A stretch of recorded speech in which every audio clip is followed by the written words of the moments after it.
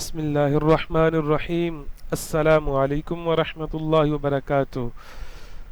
Welcome to the House of Knowledge once again, dear students. ILM group of colleges Gujrat campus کے اندر آپ لوگوں کو خوش آمدید کہتا ہوں. اسلامیات اختیاری کے مضمون کے ساتھ پروفیسر حافظ عبد القادر آپ لوگوں کی خدمت میں حاضر ہے. حسب معمول عزیز طلباء، سب سے پہلے ہم اپنے گزشتہ لیکچر کو ریوائز کریں گے کہ ہم نے اپنے گزشتہ لیکچر کے اندر کیا کچھ پڑھا تھا. ہمارا سابقہ لیکچر سورہ بقرہ کی آیت نمبر 19 اور 20 پر مشتمل تھا، جس کا لغوی اور با محاورہ ترجمہ اور تشریح ہم نے ڈیٹیل کے ساتھ ڈسکس کی. سورہ بقرہ کی آیت نمبر 19 اور 20 کے اہم نکات جو ہم نے ڈسکس کیے تھے، ان میں سب سے پہلے ہم نے لغوی اور با محاورہ ترجمہ دیکھا. اس کے بعد تشریح اور اہم نکات، منافقین کے متعلق دوسری مثال، دو مثالیں بیان کی سورہ بقرہ کے اندر. جو دوسری مثال تھی وہ ہم نے گزشتہ لیکچر کے اندر ڈسکس کی. آسمان سے بارش نازل ہونے کی مثال سے مراد کیا ہے؟ اللہ ہر چیز پر قادر ہے، اس کی وضاحت ہم نے اپنے گزشتہ لیکچر کے اندر دیکھی. عزیز طلبہ، آج کا ہمارا ٹاپک ہے سورہ بقرہ کی آیت نمبر 21 اور 20، اس کا لغوی با محاورہ ترجمہ اور تشریح. سورہ بقرہ کی آیت نمبر 21 اور 22 کے اہم نکات جو آج ہم ڈسکس کریں گے، سب سے پہلے تو لغوی اور با محاورہ ترجمہ دیکھیں گے، اس کے بعد پھر تشریح اور اہم نکات، اور ان کے اندر ہم یا ایھا الناس، اے لوگوں کی وضاحت، عبادت کی تعریف، عبادت کا فائدہ کس کو ملتا ہے، آیت نمبر 22 میں کن نعمتوں کا تذکرہ ہے.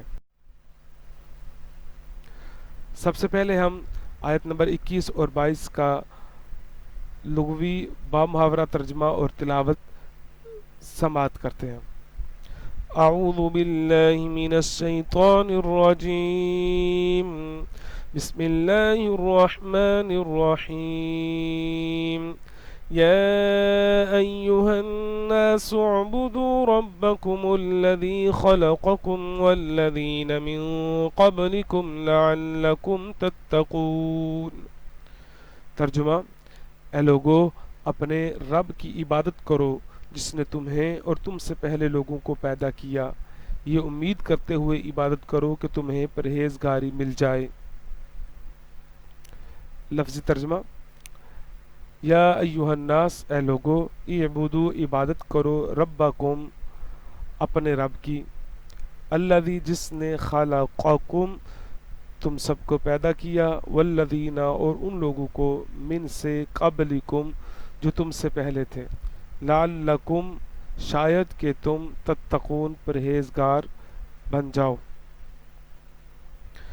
الذي جعل لكم الأرض فراشا والسماء بناء وأنزل من السماء ماء فأخرج به من الثمرات رزقا لكم فلا تجعلوا لله أندادا وأنتم تعلمون. ترجمہ: جس نے تمہارے لیے زمین کو بچھونا اور آسمان کو چھت بنایا، اور اس نے آسمان سے پانی اتارا، پھر اس پانی کے ذریعے تمہارے کھانے کے لیے کئی پھل پیدا کیے، تو تم جان بوجھ کر اللہ کے شریک نہ بناؤ. لفظی ترجمہ: الذی، جس نے، جعل، بنایا، لکم، تمہارے لیے، الارض، زمین، فراشن، بچھونا، والسماء، اور آسمان، بناء، چھت، وانزل، اور نازل کیا، اتارا، من سے، السماء، آسمان، ماء، پانی، فاخرج، پس نکالا، بھی، اس سے، من سے، الثمرات، پھل، رزقاً، رزق، لکم، تمہارے لیے، فلا، پس نہ، تجعلوا، تم بناؤ، للہ، اللہ کے لیے، اندادن، شریک، وَأَنْتُمْ اور تم تعلمون جانتے ہو۔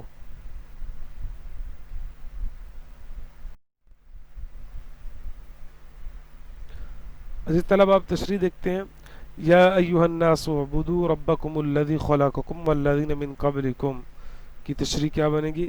سورہ بقرہ کے شروع میں بتایا گیا کہ یہ کتاب متقین کی ہدایت کے لیے نازل ہوئی، پھر متقین کے اوصاف خوبیاں ذکر فرمائے، اس کے بعد اس سے منحرف ہونے والے فرقوں کا اور ان کے احوال کا ذکر فرمایا تاکہ سعادت مند انسان ہدایت اور تقوی کی طرف راغب ہو اور نافرمانی اور بغاوت سے بچے۔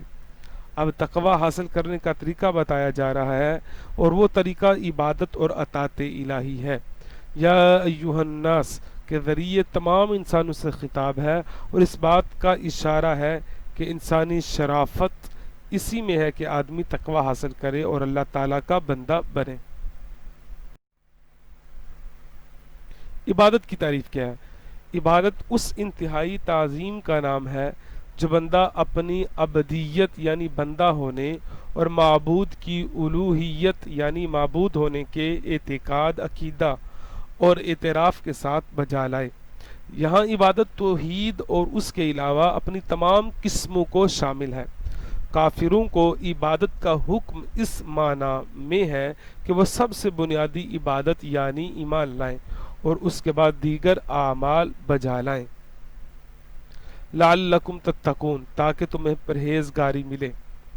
اس سے معلوم ہوا کہ عبادت کا فائدہ عابد ہی کو ملتا ہے، جبکہ اللہ تعالیٰ اس سے پاک ہے کہ اس کو عبادت یا اور کسی چیز سے نفع حاصل ہو۔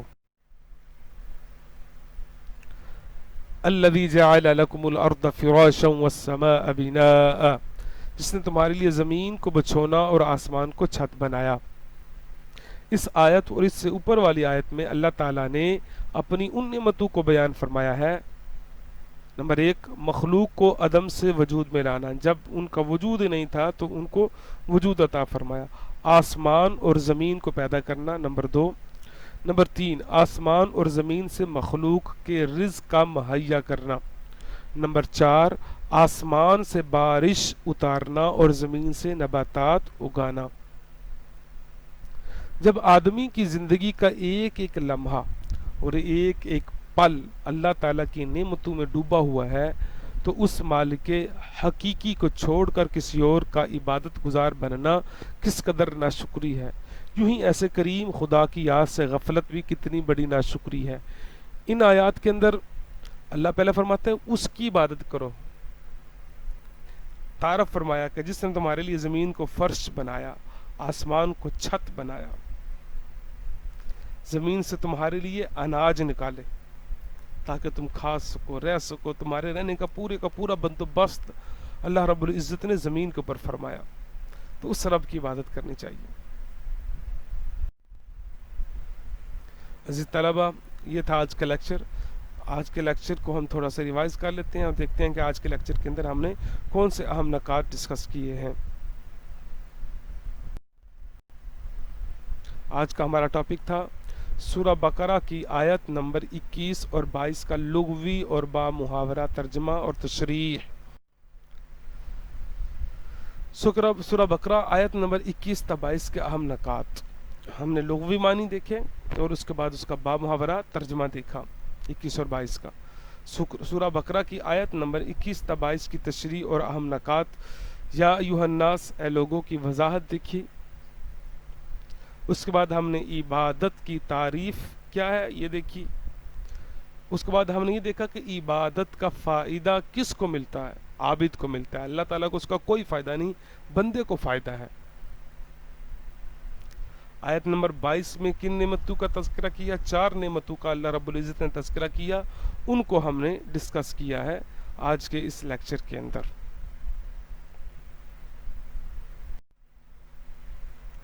عزیز طلبہ، آج کے آیت نمبر 21 اور 22 جو سورہ بقرہ کی ہم نے اس کا ترجمہ، لغوی معنی اور اس کے بعد اس کی تشریح اور اہم نکات کو ڈسکس کیا۔ ان تمام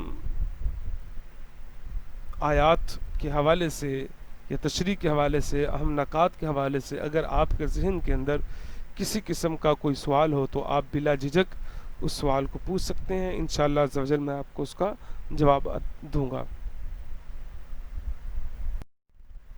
عزیز طلبہ، آپ لوگوں کا بہت شکریہ کہ آپ لوگوں نے توجہ کے ساتھ میرے لیکچر کو سماعت کیا۔ اللہ تبارک و تعالیٰ آپ لوگوں کو دین و دنیا اور آخرت کی بھلائیاں عطا فرمائے۔ اللہ تعالیٰ آپ کے لیے آسانیاں پیدا کریں۔ اللہ تبارک و تعالیٰ قرآن کے نور اور فہم سے ہمارے دلوں کو منور فرمائے۔ وما توفیقی الا باللہ العلی العظیم۔